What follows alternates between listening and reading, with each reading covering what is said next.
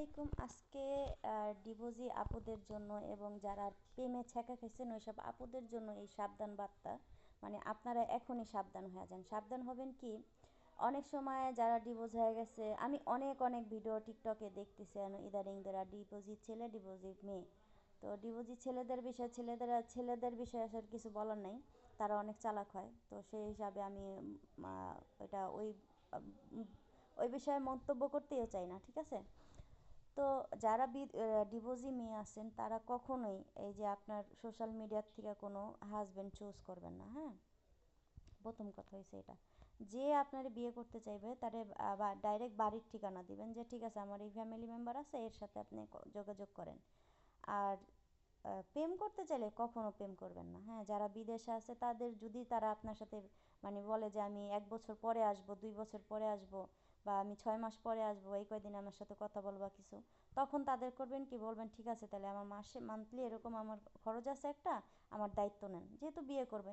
ওই যে ছেলে যদি আপনার সত্যি সত্যি বিয়ে করে বা সত্যি সত্যি তার যদি ইচ্ছা থাকে যে আপনারে বিয়ে করবে, তাহলে অবশ্যই অবশ্যই আপনার দায়িত্ব সে নিবে, হ্যাঁ। যদি বিয়ে না করে, যদি ভণ্ডামির উদ্দেশ্য থাকে, তাহলে আপনার দায়িত্ব সে নিবে না, ঠিক আছে।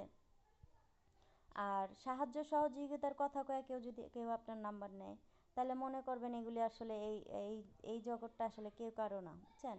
এগুলি হলো মিথ্যা কথা, সবাই এমনি আপনার নাম্বার নেওয়ার জন্য এরকম কথা বলে। তো যাই হোক, এখন আপুরা এখনও সব সাবধান হয়ে যাবেন। কখনো কাউরে ওই ইমো নাম্বার দিয়ে যদি বলে যে হোয়াটসঅ্যাপ নাম্বার দাও, ইমো নাম্বার দাও, এই নাম্বার দাও, ওই নাম্বার দাও, দেওয়ার পরে যাই হোক আপনারা ওগুলি কখনোই করবেন না, হ্যাঁ।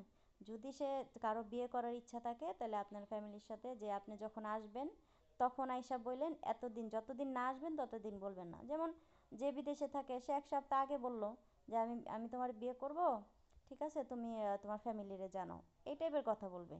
আর যারা সত্যি সত্যি বিয়ে করতে চাইবে আপনার দায়িত্ব আগেই নিবে, হ্যাঁ। কারণ সে যদি 1 বছর পরে এসে আপনার বিয়ে করে, তো 1 বছর যদি আপনার দায়িত্ব নেয়, তাহলে তার সমস্যা কী। সে যদি বিয়ের প্রিপারেশন নিয়েই থাকে।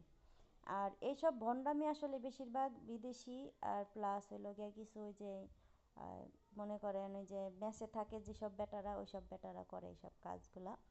তো গ্রামের থেকে আইসা ঢাকা থাকতেছে, তাদের ওইখানে বউ বাচ্চা আছে, হ্যাঁ। আবার ঢাকা আইসা ভালো একটা জব করতেছে, তো সেই ক্ষেত্রে এরকম কাজগুলো ওনারা করে। এই যে অনেকে বলে না, আমার লাইফে বিশ্বাস করেন আমি কোনো বিবাহিত বলার খপ্পরে পড়ি না, আল্লাহ বাঁচাইছে আমারে। তো যাই হোক, আমি কখনো ওই যে সোশ্যাল মিডিয়া কারোর সাথে কথাও বলি না এরকম, আর ইয়েতেও যাই নাই। হয়তো এটা আমার কিছুটা আমার জ্ঞানের থেকে আমি করি নাই। তো সবাই ভালো থাকবেন, নিজের সামলায় রাখবেন, ঠিক আছে। বাই। আর যারা লুচ্চা বেটারা আছেন, যারা মাইয়া করে এরকম ইয়া করতেছেন, মানে আপু আরেকটা কথা, এর থেকেও সাবধানে থাকবা। যদি নাম্বার দেওয়ার পরে তারা দেখা গেছে ভিডিও কলে তোমার ডাকবে, হ্যাঁ, কখনো ভিডিও কলে যাবা না, কখনোই যাবা না। ওরা তোমার নাম্বার নিয়ে ভিডিও কলে কথা কইবা, তোমার লাই টাইম পাস করবো কইরা, পরে আলা দিশা ইসা এরকম অহরহ বড় বড় সেলিব্রিটিরাও দেখো এখন অনেক কিছু করতেছে, যে স্মৃতি আপু, তারপরে ওই যে আর একটা কুমিল্লার একটা মেয়ে, নাম জানি না আমি, কয়দিন আগে কান্নাকাটি করলো। তো ফ্যামিলিরে বিয়ে করার মানে প্রেম করার লাইগা ফ্যামিলি লাগে না, আর যখন বিয়ে করতে হয় তখন তাদের ফ্যামিলি বাইরে হয়ে যায়, বুঝছো। তো ভালো থেকো, নিজের খেয়াল নিজেরা রাখো, বুঝছো। আল্লাহ হাফেজ।